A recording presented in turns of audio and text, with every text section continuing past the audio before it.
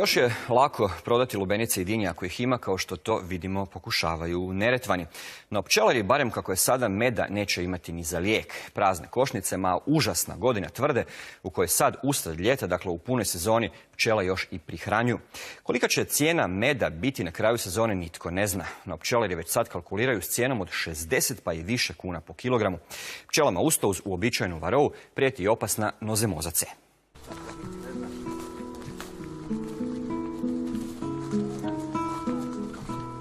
Pčelarska godina polako se približava kraju i pčelari tvrde ovako lošu godinu nismo imali još od 1951. Proizvodnja meda je tvrde ove godine kritična.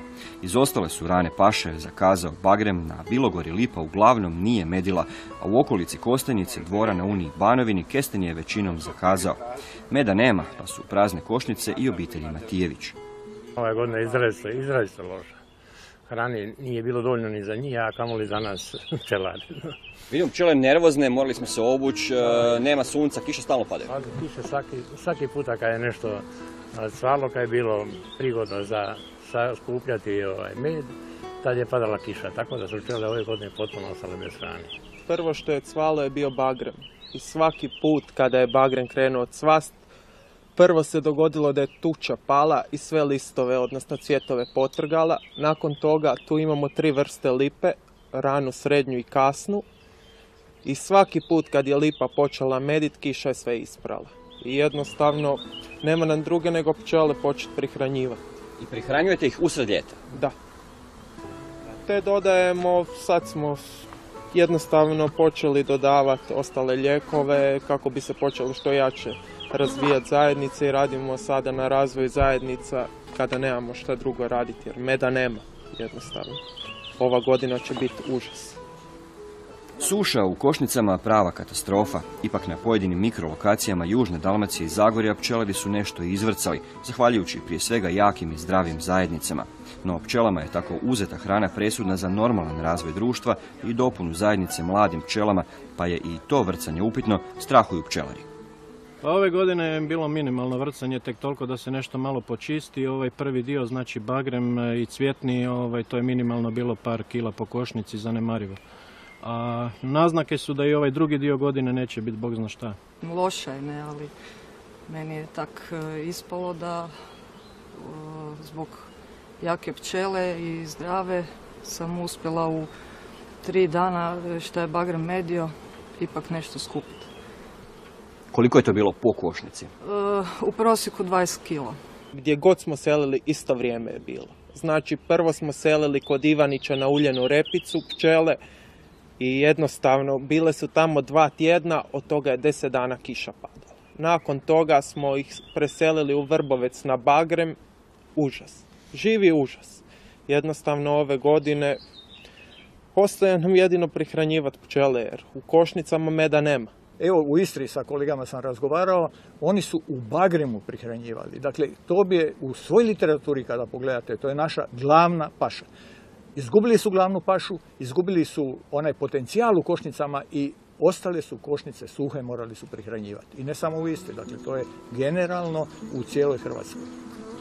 I baš zbog tako loših pašnih i meteoroloških neprilika pčele su izložene konstantnom stresu, pa im je oslabljen imunitet i izloženije su bolestima. Ako već smo izgubili med smo definitivno izgubili, ali ne smijemo izgubiti pčele. Treba se posvetiti maksimalna pažnja pčelama, treba ih odmah početi prihranjivati i u tu prihranu stavljati dodatke kojim će omogućiti pčelama da se othrvaju od nametnika, bez obzira se radi o varoji ili o nozemi. Ove godine varoa ipak nije glavna opasnost. Ivana Tlak-Gajger s Veterinarskog fakulteta u Zagrebu upozorava na ekstremnu prisutnost spora nozeme cerane u košnicama.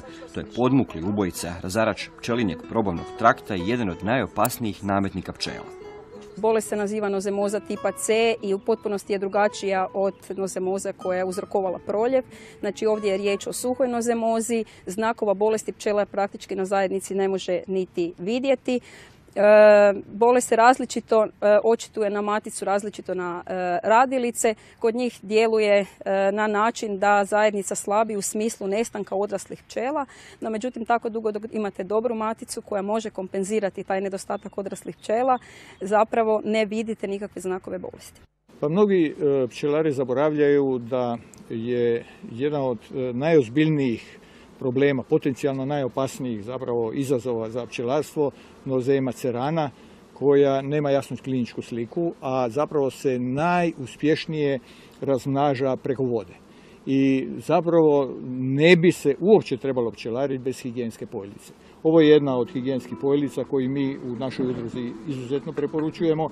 Ima ih naravno i metalnih i plastičnih, ima i cijeli niz. Osnovno je da pčela ne balega u vodu koju pije. Jer u probavnom traktu su je spore i ukoliko ona balegu ispusti u svoju vodu, cijeli pčelinjak je zaražen. Sve paše su ove godine podbacile od 60 do 100%, pa pčelari u stvari nisu sigurni je li manjak meda u košnicama uzrokovan nozemom ceranom ili zbog loših vegetacijskih i meteoroloških uvjeta. Pa kad se sve zbroji, košnice bi, tvrde pčelari, trebalo preventivno tretirati preporučenim preparatima.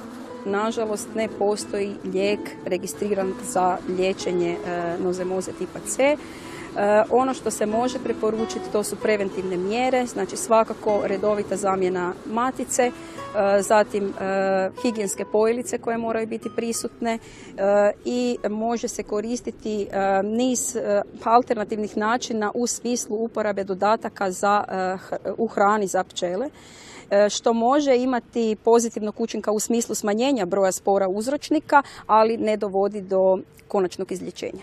Pa mi nozemozu nismo do sada primijetili, ali moram reći i napomenuti da procedura ekološkog pčelarenja je puno zahtjevnija što se tiče upravljanja, baš govorim tu riječ, upravljanja pčelinjim zajednicama i posljedično mi taj problem nismo imali. Mi ostavljamo pčelama vrlo mnogo meda za zimsko leglo, koristimo samo ekološka sredstva za liječenje i prevenciju bolesti i evo mogu sa zadovoljstvom reći da nam se to isplatilo unatoč tome što su početna ulaganja možda nešto veća.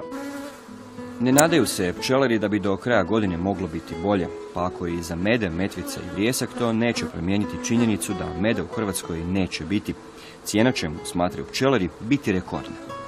Od 80 kuna do 100, čini mi se da se tak priča.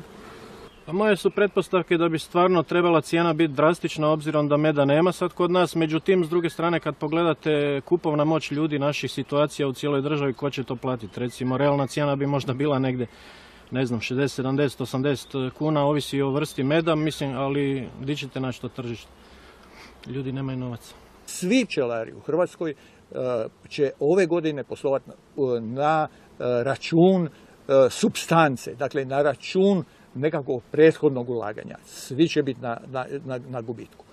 I zapravo ta činjenica da smo svi u gubitku i da zapravo ne pokrivamo ni najosnovnije troškove će diktirati cijenu. I ta cijena se može kretati, ovisi o potražnji, može biti 100 kuna i preko 100 kuna, sve ovisi o potražnji. I ta cijena opravdava domaći med za razliku nekog uvoznog koji je došao na nekoliko tisuća kilometara od nas, koji je prošao sve nedaće i di mu je onda i upitna sama kvaliteta.